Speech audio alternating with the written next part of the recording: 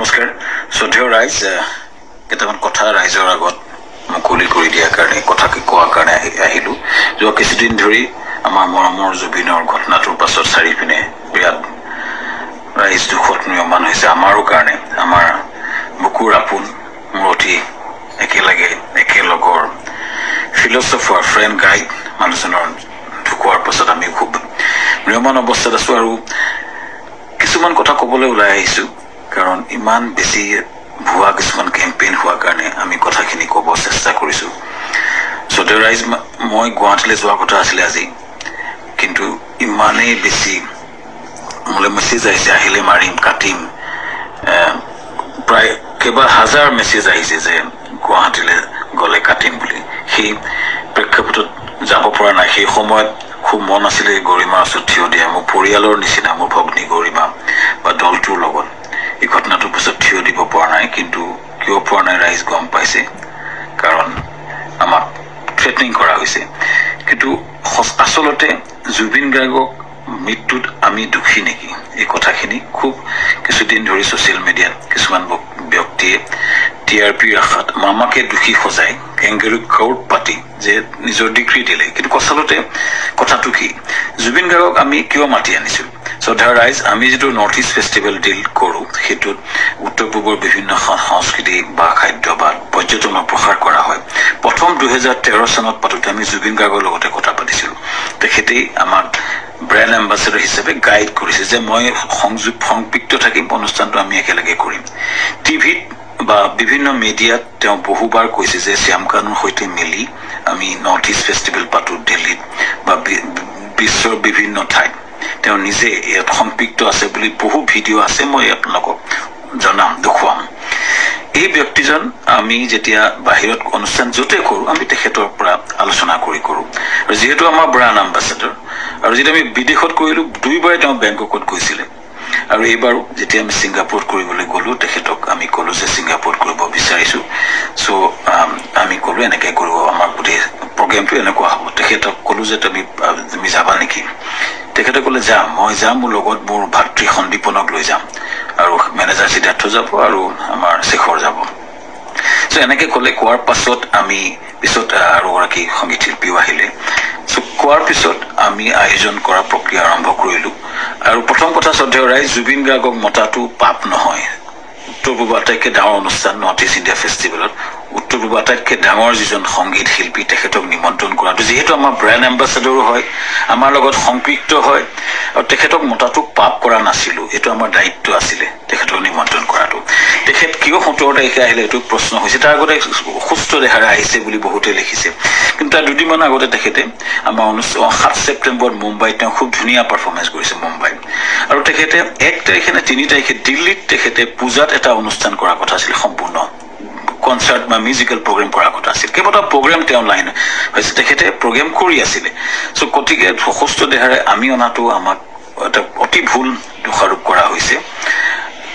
তৃতীয় কথাটো হৈছে তেখেতে 17 তাৰিখে এইকাৰণে আহিলে সেইদিনাখন ডাইৰেক্ট ফ্লাইট আহিলে কাৰণ কলিকতা হৈ আহিলে বহুত দীঘলীয়া হয় 19 তাৰিখে আমাৰ অনুষ্ঠান আৰম্ভ হয় চ' সেইকাৰণে 17 তাৰিখে গ্ৰুপ ফ্লাইটত তেওঁ আহিছিলে লগতে দলটো আহিছিলে আমি পেন পেচিফিক হোটেলত ৰাখিছিলোঁ আমাৰ য'ত অনুষ্ঠান হৈছিল তাৰ লগতে চানটেকৰ লগতে পেন পেচিফিক এখন 5-star হোটেল সকলো দলটোক আমি ৰাখিছিলোঁ ভালকৈ ৰখাৰ চেষ্টা কৰিছিলোঁ আমি তেওঁলোকক কথা পাতিছিলোঁ যে তেওঁ কৈছিলে আমি অলপ জিৰণি ল'ম আৰু 19 তাৰিখে তেওঁ আৰম্ভণি অনুষ্ঠানত তেওঁ থাকিব আৰু 20 তাৰিখে তেওঁ দুটামান গান গাব ভূপেন হাজৰিকা এটা ট্ৰিবিউট দিব এইটো আলোচনা আমাৰ হৈছিলে পিছত 18 তাৰিখে দিনাখন 19 তাৰিখে আমাৰ অনুষ্ঠান আছিলে 18 তাৰিখৰ দিনাখন আমি তেখেতক খবৰ কৰিছে শুই আছিলে আমাৰ বহুত বিভিন্ন উত্তৰ পূবৰ মানুহ আছিলে তেওঁৰ লগত তেওঁ ভায়েক আছিলে আৰু তেওঁ সিদ্ধাৰ্থ আছিলে মেনেজাৰ আৰু দল আছিলে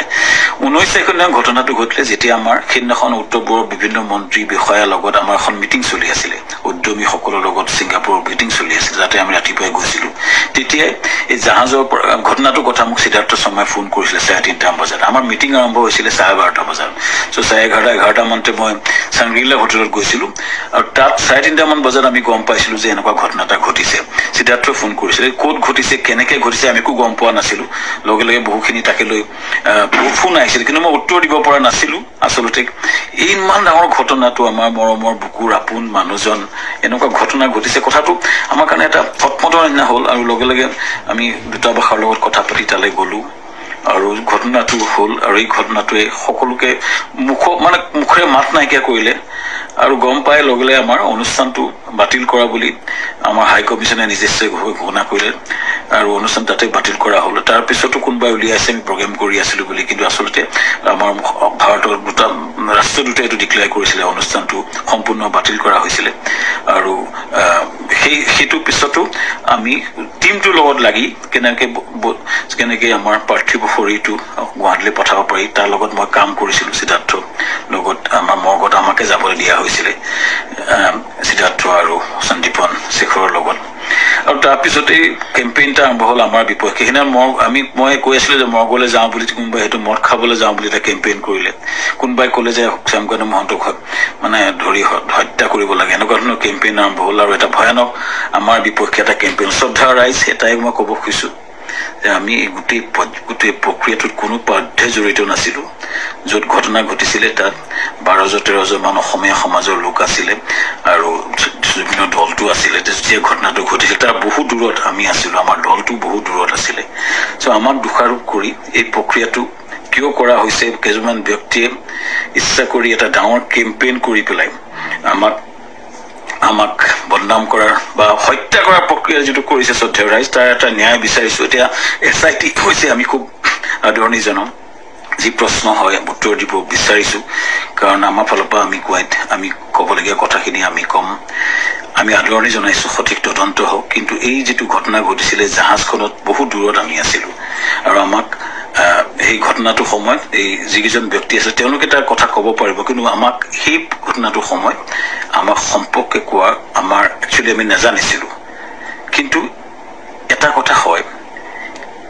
এই যেটো ঘটনা হ'ল এই ঘটনাটো আমাক সম্পূৰ্ণৰূপে বিধ্বস্ত কৰিছে আমাৰ জুবিন গাৰ্গ আমাৰ কাৰণে আছিলে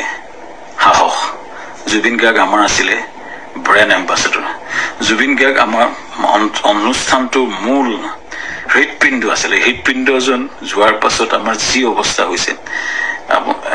গোটেই দলটোৰ আমাৰ গোটেই বিধ্বস্ত অৱস্থা আমাৰ সকলোৰে আৰু ইয়াৰ পাছত যেটো আক্ৰমণ হৈছে আমাৰ পৰিয়ালৰ ওপৰতো আক্ৰমণ হৈছে ফেক ভিডিঅ' ওলাইছে ফেক ফোন কল ভাইৰেল হৈছে ইমান জুবিন গাৰ্গে এই অনুষ্ঠানটো নিজৰ বুলি আগুৱাই লৈ গৈছিলে তেওঁ অনুষ্ঠানটোৰ গুৰুত্বটো বুজি পেলাই নিজকে আগুৱাই লৈছিলে আৰু সেইজন ব্যক্তিৰ স্মৃতিত আমি বহু কৰিবলগীয়া আছে কিবা যদি জীৱনত কৰিব বিচাৰো জুবিনৰ স্মৃতিত নিশ্চিতভাৱে কৰিব বিচাৰিম কিন্তু এই যেটো অন্যায় হৈছে যেটো মিছা অপবাদ দিছে ন্যায় হওক চৰকাৰক বিচাৰিছো ন্যায় হওক আৰু আমিও ন্যায়ালয়ত যাব লাগিব আমাক দেশত আইন বুলি এটা বস্তু আছে যে মিছা অপবাদত আমাক যেটো কৰা হৈছে বা নিজৰ ঘৰলৈ যাব নোৱাৰা অৱস্থা হৈছে আমি নিশ্চিতভাৱে কিছুমান মানুহ উচতনি দি যেটো কৰিছে আমি ন্যায়ালয়ক নিশ্চিতভাৱে ক'ব লাগিব যে আমাক ন্যায় দিয়ক সুৰক্ষা দিয়ক আৰু ৰাইজৰ পৰা ন্যায় বিচাৰিছো চৰকাৰৰ পৰা ন্যায় বিচাৰিছো আৰু জুবিনৰ আমাৰ মহান শিল্পী আমাৰ মৰমৰ বুকুৰ আপোন মানুহজনৰ আত্মাই চিৰ শান্তি পাওক ৰাইজৰ পৰা আশীৰ্বাদ বিচাৰিছো ন্যায় বিচাৰিছো